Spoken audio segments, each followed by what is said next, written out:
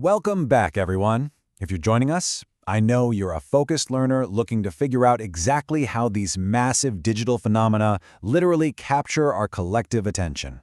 Well, you are definitely in the right place. Today, we've got a truly fascinating explainer queued up for you. We're going to be analyzing the raw data and really the whole structural footprint behind an undeniably dominant digital music trend that is just taking over screens across the entire country right now. Okay, let's dive into this.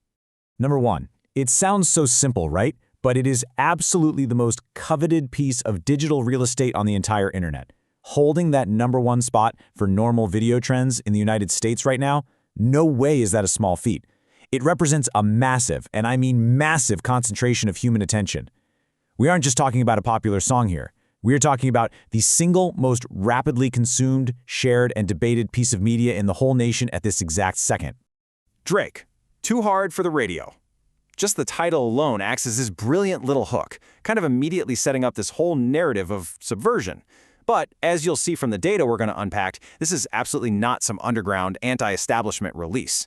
It is a meticulously coordinated pop culture event. When a name like Drake hits the digital ecosystem, the ripples are instantaneous. But the sheer size of the wave this specific track has generated, that's what we really need to break down today. Before we get completely lost in the raw numbers, we've got to ground ourselves in what we're actually measuring here. Like, what does it genuinely mean to be the top video trend in the US? Basically, it means the algorithm has picked up on an undeniable, massive spike in real-time behavioral data. It isn't just about how many views it has historically, it's all about velocity. This is the most rapidly consumed, actively shared, and heavily engaged with video across the country right now. It is literally the dominant cultural force of the moment. So, the crucial point is really understanding this digital launchpad. Geographically, our data pinpoints the US. And the canonical source driving this whole trend? YouTube. Specifically, channeled through that highly optimized DrakeVEVO channel. You know, this isn't just some random upload from a laptop. It's a formalized, premium content delivery system.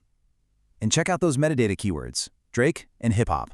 Super simple, super broad, but highly effective for algorithmic sorting. That right there is the foundation of the digital footprint. Ensuring this thing is instantly categorized and served up to millions of hungry fans the absolute second it goes live.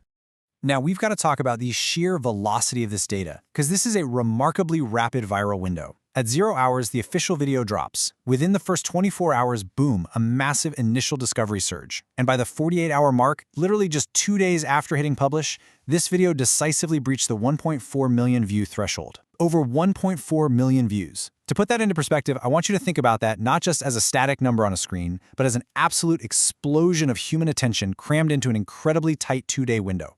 But you know what? Raw views are actually only half the story here. And this brilliantly illustrates where active participation really comes into play.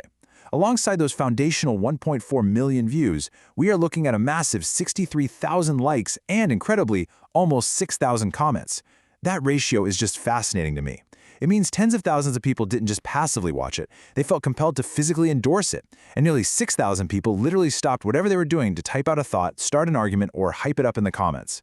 This is not just a one-way broadcast, folks. It's an active, real-time national conversation. But, of course, an explosion like this doesn't just spontaneously happen in a vacuum. Behind that crazy viral window, there is a very complex machine at work. When you unpack this massive corporate architecture, it's pretty clear this is no DIY indie release. This is a 2026 copyrighted asset. The creative origin naturally stems from Drake's own label, OVO. But the actual distribution and the muscle, that's handled through an exclusive license to Republic Records, which is essentially a massive division of the global powerhouse Universal Music Group.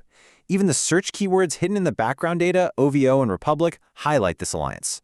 What you're looking at here is honestly a masterclass in modern music logistics. They're combining the authentic brand power of OVO with the unparalleled global distribution network of UMG to basically guarantee a #1 debut.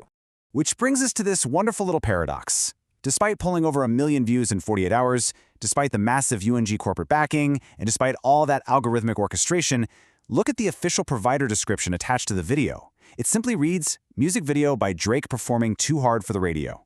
That is literally it. It's almost refreshingly simple, right?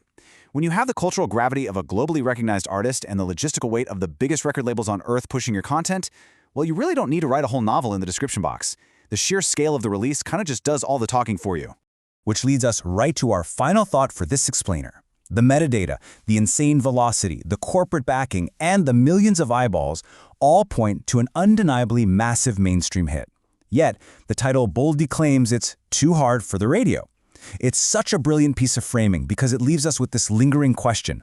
When an artist completely commands the #1 trending spot in the United States and shatters 1 million views in a matter of hours, is anything really too hard for the radio anymore? Or does a hit of this absolute magnitude simply become the new definition of what the radio has to be? I highly recommend you go check it out yourself. Thank you so much for joining me for this explainer.